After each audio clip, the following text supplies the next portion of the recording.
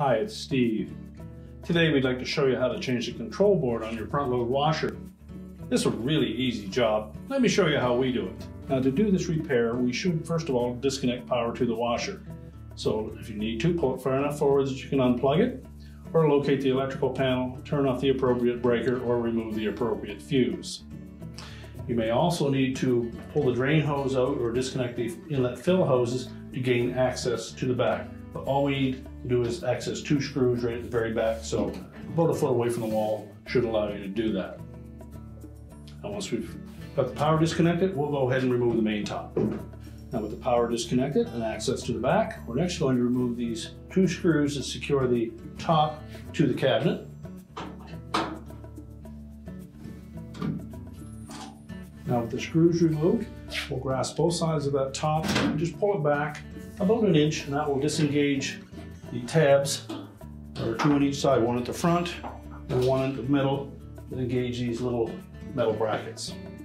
We'll then set that top aside, and we'll go to the front of the washer next. Now next, we're going to remove the detergent drawer. So slide it forward, then reach into the back left corner and depress the tab to release that drawer from the washer, and we'll set that aside. Now with the drawer removed, that will expose three screws that we'll need to remove. The two that are inside of that detergent drawer opening are different from the one that's on the outside, so make sure to keep those straight. These two are a little bit shorter.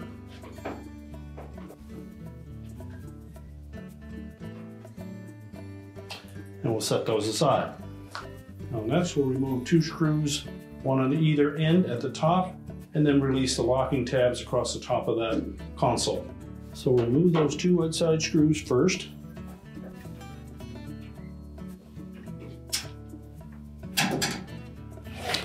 Then we're going to lift up on the top of that console to release those plastic tabs.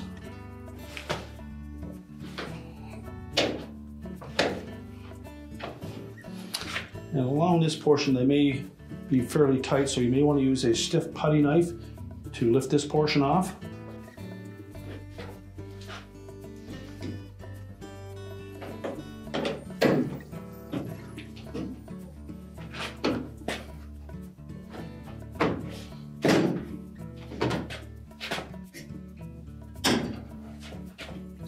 We'll just pull that control panel forward and we'll flip it over where we can disconnect the wire harnesses. So just grasp the connector, release the locking tabs on them, and pull them out of the old board.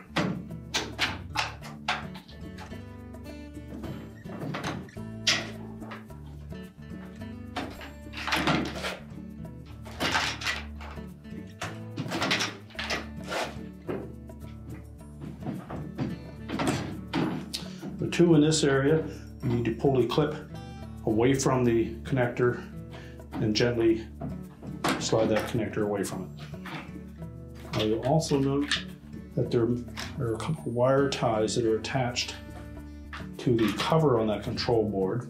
If you wish to reuse those, you'll need to lift that cover off and then squeeze those tabs from behind. Now to remove that board from the control panel, there are 5 Phillips screws.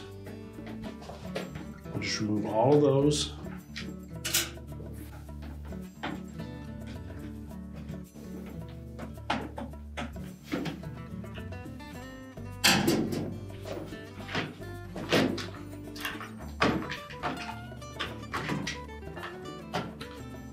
Now as you remove that electronic board from the console, make sure that we don't tilt that console. There are push buttons and springs that are just sitting loosely in there. We want to make sure that we don't knock those out of position. So just set that aside. Remove those two screws that are in the center of the board. And next we're just going to tilt that board over, and we'll need to remove these lenses that are attached to the front as well as the one over the display. Now there are two tabs one on either side of that display that will need to be released. And you may need a small flat blade screwdriver to just gently lift one side away.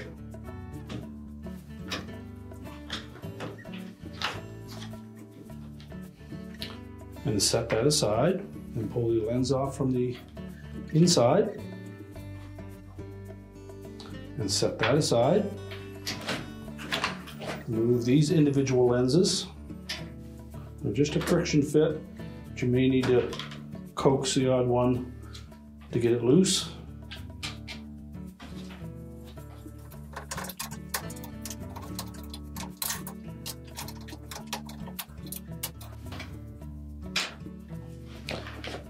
Now with all of those removed, we mentioned that if you wanted to save these two wire harness restraints, you'll need to separate the two halves of this board housing.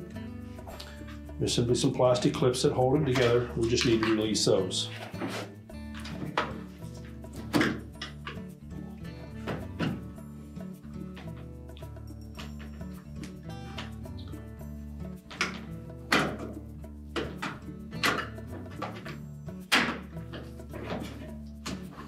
So just carefully pry those apart.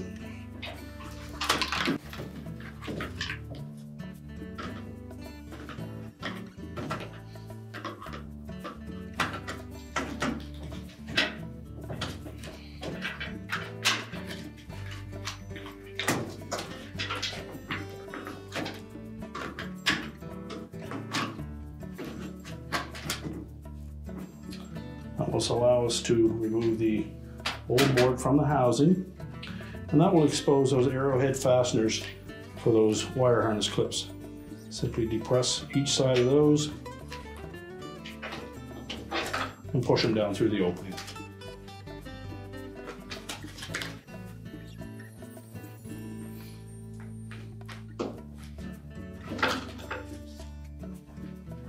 You can then discard the old board.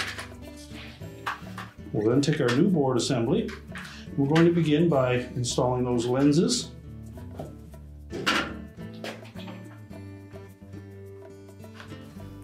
Make sure they're pressed firmly into place.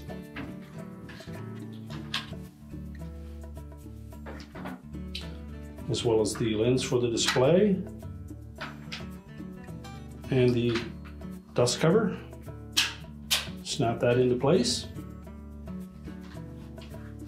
And we also want to inspect the opening where the control dial will fit into that board. We need to make sure that it's lined up in the proper position.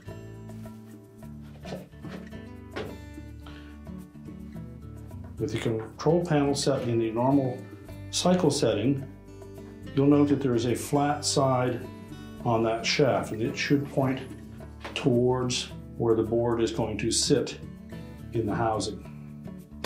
Also note that there are two slots in that shaft, one up and one pointing down. So when we look in the opening of that control board, we'll be able to verify that it is turned in the right position. If you look carefully through the center of that opening, you'll note that there are three ribs, one at the top, one at the bottom, and there should be one pointing in this direction. If not, take a flat blade screwdriver, just carefully rotate that until we have it in that position.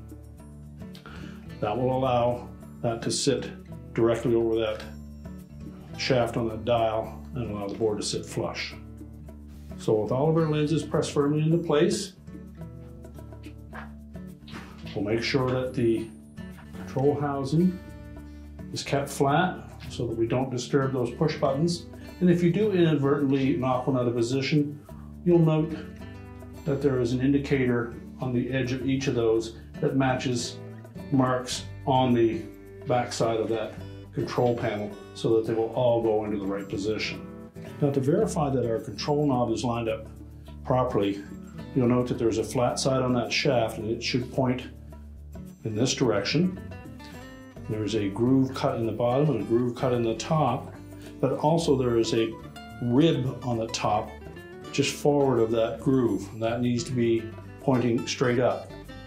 So in inspecting that, again, make sure that we don't tilt that up too far that these push buttons drop out of place, but it needs to be in the up position when we go to install that board.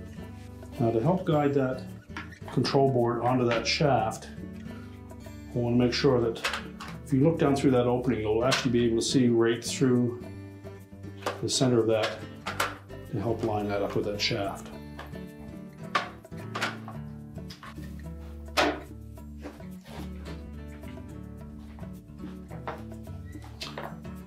And when properly aligned, it should just sit right flush in that housing.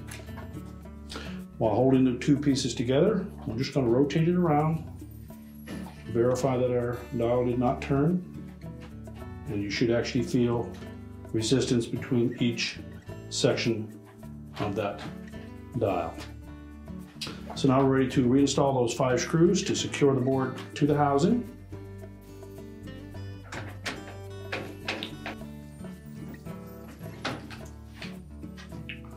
Just tighten each of those screws so they're snug, but don't over tighten them and risk stripping the plastic mount.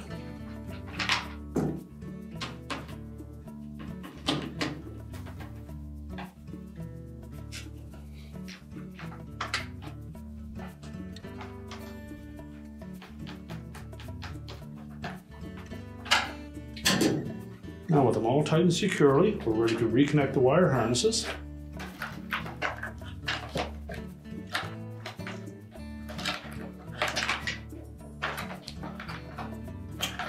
Just lay them in position. They'll all only fit in one individual spot, so it's hard to mix them up.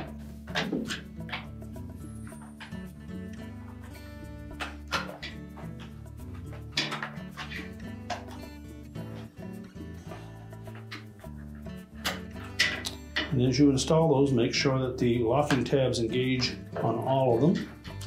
You can then line up those arrowhead fasteners and snap those into place.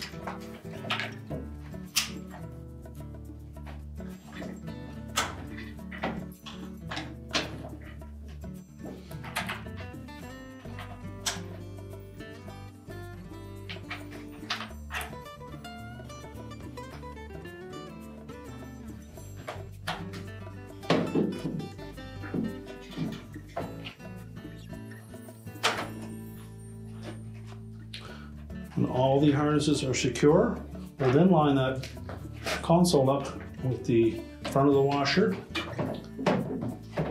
We're going to tuck the center tab into a square opening, and there'll be one on either side that will also fit into a square opening on the top of that front panel. So line those up. Make sure the harnesses aren't pinched on anything.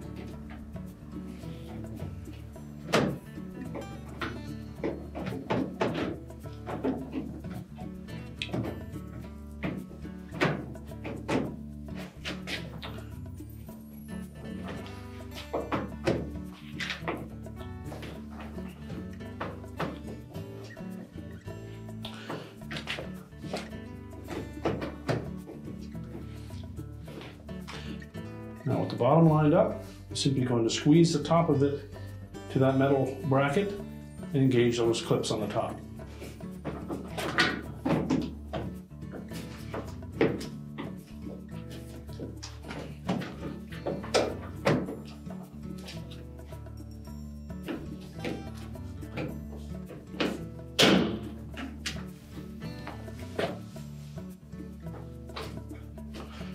Now with all the plastic tabs engaged, we'll then install the retaining screws. We'll start with the 2 on the top.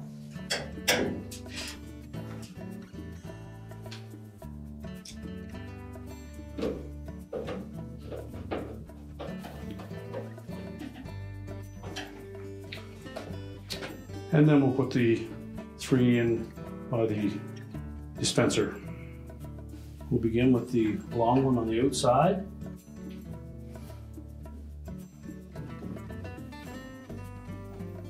We'll want to make sure as we install that screw that the edge of that console is flush with the cabinet.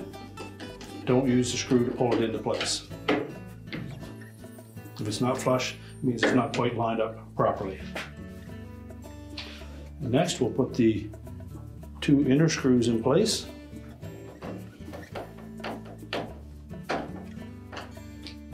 Now we'll put the dispenser back in.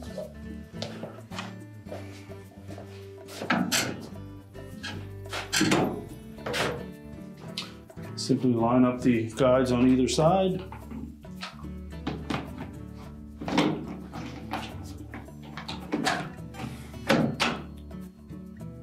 Push it firmly into place. And now we're ready to put the main top on. So we'll take our main top. I'm going to lay that flat on top of the cabinet and leave about an inch gap from the console and make sure it lies flush. And slide it forward, making sure that it engages the metal tabs at the front and the center.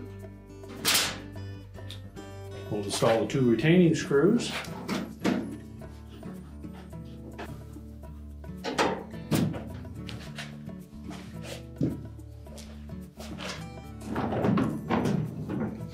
And then we'll put the washer back into position. We're now ready to push the washer back into position, reconnect the power, and our repair is complete.